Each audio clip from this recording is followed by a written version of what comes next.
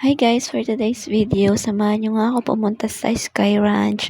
Galing nga kami Santa Rosa at ngayon, pupunta tayo sa Sky Ranch for today's video. Ito nga itsura nung sa may parking lot. Ayan, meron nga ditong hagdan papunta sa mismo Sky Ranch. Diretso na siya.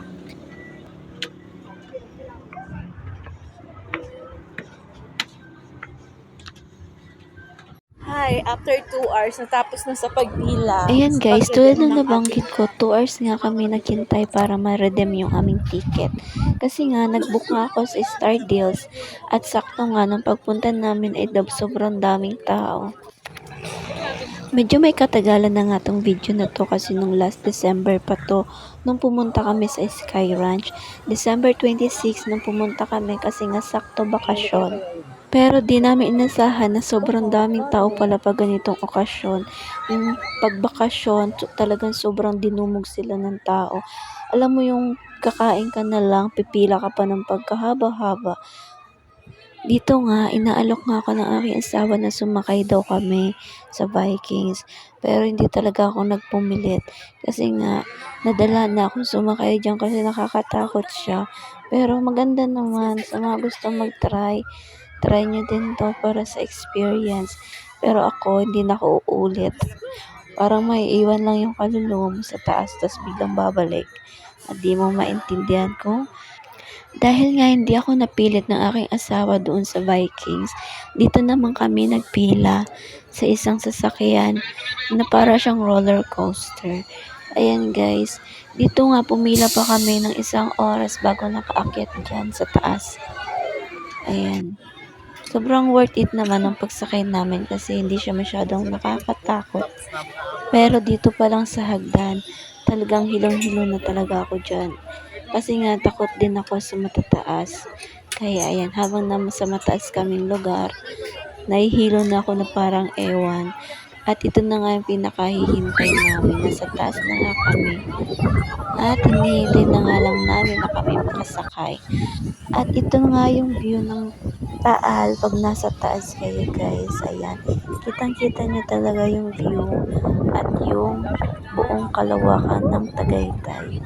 Sobrang nakakatakot na ewan. Sa mga katulad ko na takot sa matataas, ayan, labanan nyo lang guys. Pero worth it naman.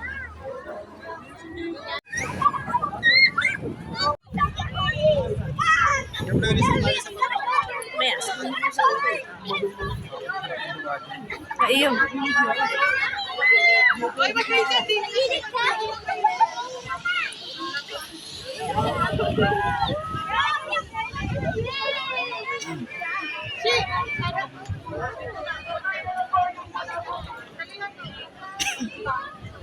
Mga next ride, makasakay na kita.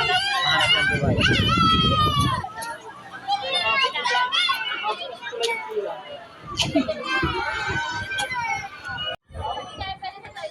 Bata lang.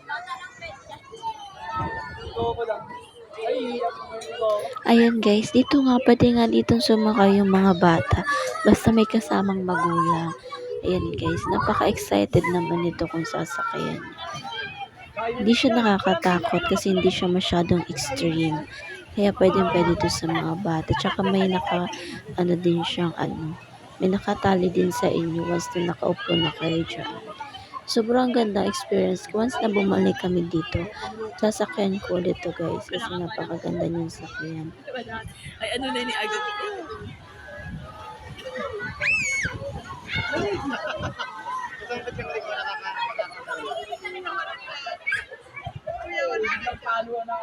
Sa gilid. Sa gilid ka. Sa ano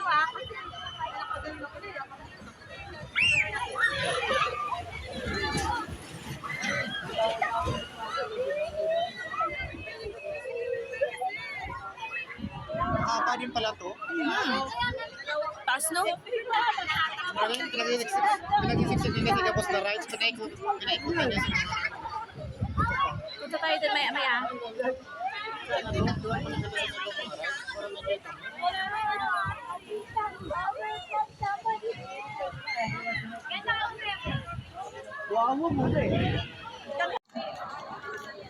Yung kayo. Ferris wheel tayo? Pero yun yung may pinakahalabang pila. Mm-mm.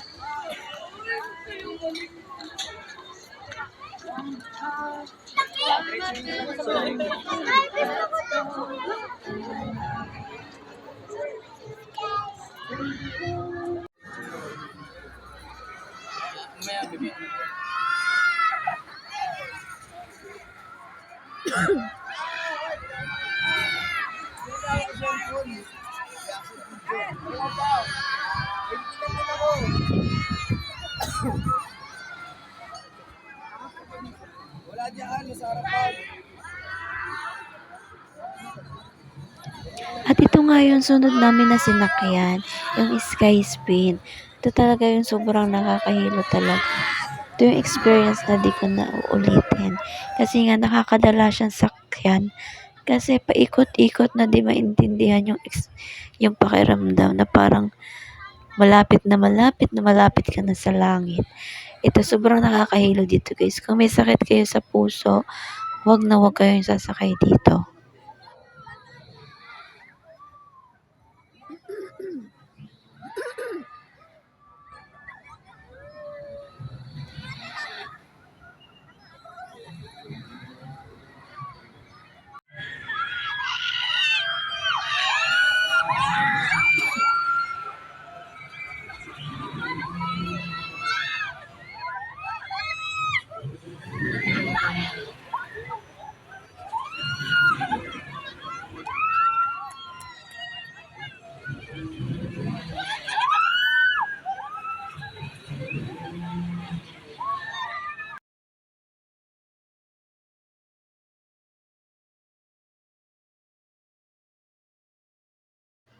Pagkatapos nga namin sumakay dun sa Sky Spin, ayan, nagpahinga nga muna kami ng 30 minutes. Once nakatapos na kami ng 30 minutes, ayan, pumila na kami. At ayan guys, inabot na naman kami dito ng 2 oras mahigit sa pagpila kasi nga sobrang haba ng pila. Sakto naman ang pagpila namin paggabi na siya. Kaya okay din naman kasi maganda once na paggabi na tapos nasa pinakataas ka na makikita mo na yung mga ilaw sa baba. Ayan guys. Mag-aalas 6 na nga ito nung nakasakay kami. Ito nga to sa tawag dito. Ferris wheel. Ayan guys. Sobrang ganda once na nasa taas ka kasi nga kitang-kita mo yung lahat ng ilaw. Ayan. Di nga lang siya masyadong blurred nga lang siya. Ayan guys. Sobrang ganda. Mas better nga ata once na Christmas, ganyan kitang-kita mo yung mga pailaw dito.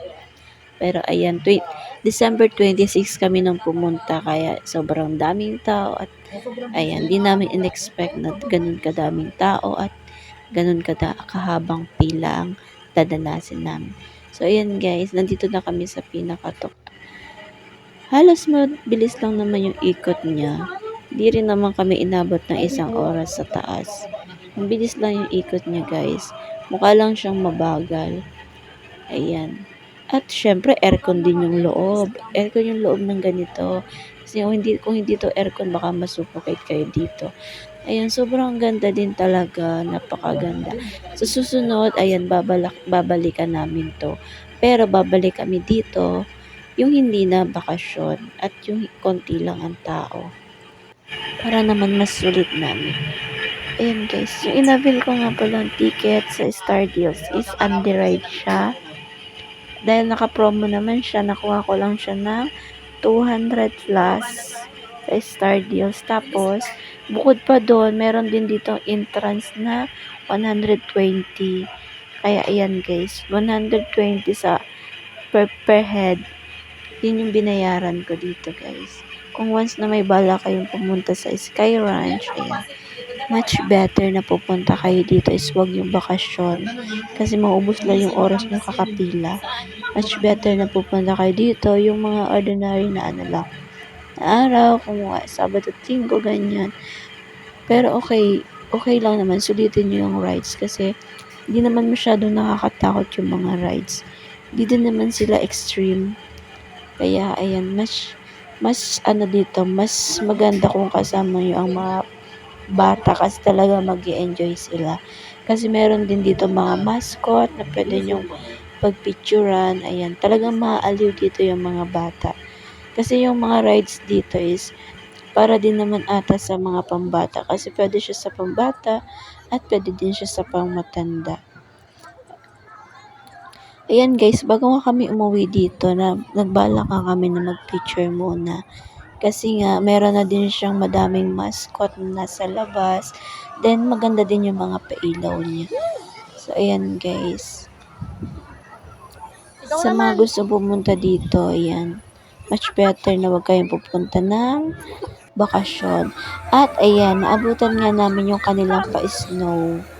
Ayan yung pa-snow. Talaga nag-enjoy din talaga kami dyan guys. Yung mga pa-snow sila, malapit to dun sa palaruan ng bayong sa isa. Yung sa Carnobills. Ay, Cartoonville ba yun? Oo, Cartoonville. Ayan. Pwede din dyan. Magkabukod yung entrance nila. Once napupunta kayo, magkabukod yung entrance. I think nasa 300 plus din yung entrance dyan. Hindi na kami nakapasok dyan kasi nga kinulang na kami sa oras. Ayan guys, hanggang dito na lang aking vlog. Pasilip ko lang yung aming mga picture na aming nagawa nung nagpunta kami sa Iskaya Ranch. Yan lang guys. Thank you sa panonood.